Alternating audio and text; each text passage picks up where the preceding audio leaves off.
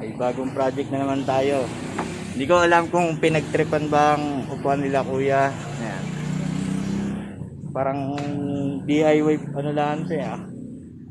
Ngayon i-restore natin yung upuan.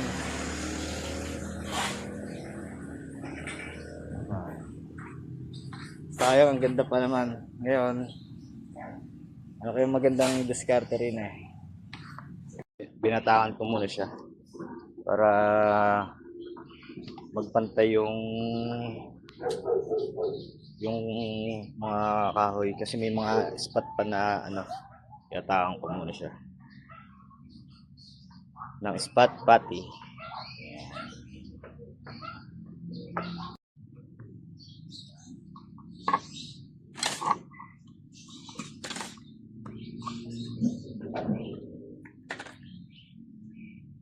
Rosena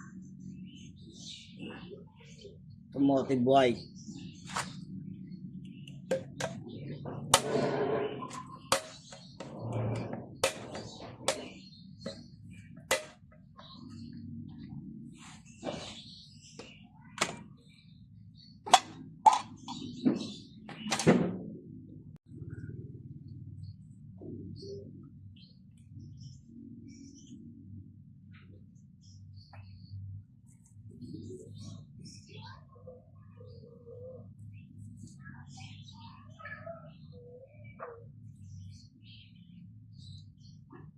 Guys, nag-base tayo ng yellow base para yan, pag inaspay natin lumabas yung kulay niya.